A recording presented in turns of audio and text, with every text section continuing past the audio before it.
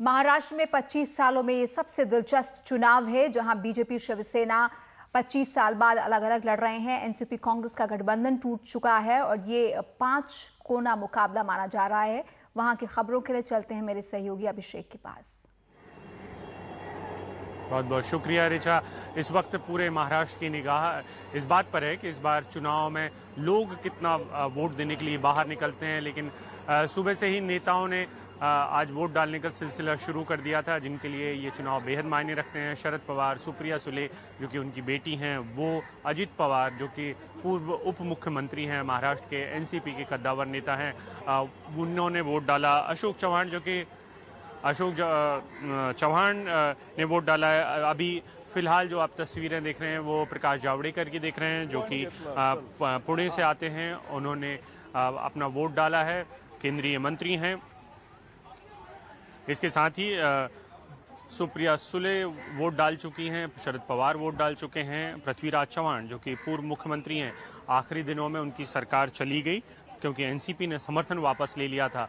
इन तमाम लोगों ने अपने वोट डाले हैं अब से थोड़ी देर पहले। सुबह जल्दी पहुंचकर वोट डालने वालों में सबसे पहले जो बड़े नेता थे उनमें शरद पवार भी शामिल थे।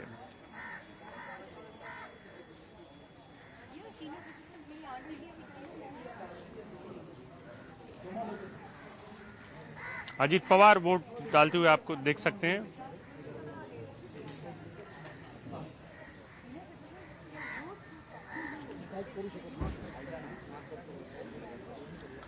और इस वक्त जहां पर मैं मौजूद हूं बांद्रा में, वहां पर रेखा आपसे थोड़ी देर पहले सुबह सबसे पहले जो वोट डालने वाले पहुंचे थे उनमें रेखा भी शामिल थी। 7:20 पर रेखा पहुंची, अपने चिरपरिचित अंदाज में रेखा वोट डालते हुए दिखी।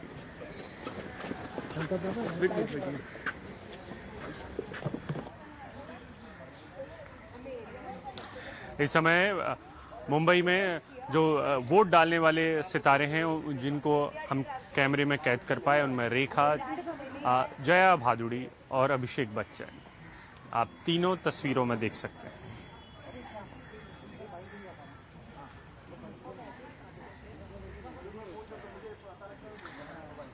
सचिन तेंदुलकर ने अब से थोड़ी देर पहले बांद्रा के ही एक दूसरे पोलिंग स्टेशन पर अपना वोट डालने गए हैं।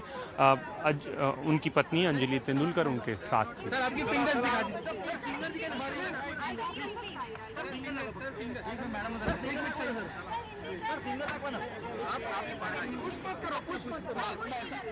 सितारों ने लगातार ये अपील की है कि लोग ज्यादा से ज्यादा तादाद में बाहर निकलकर वोट डालें।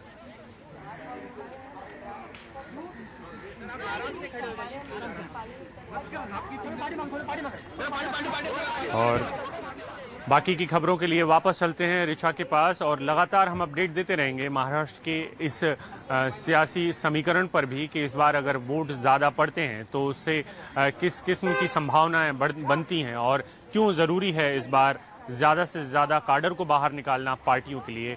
चलते हैं स्टूडियो वापस ऋचा के पास।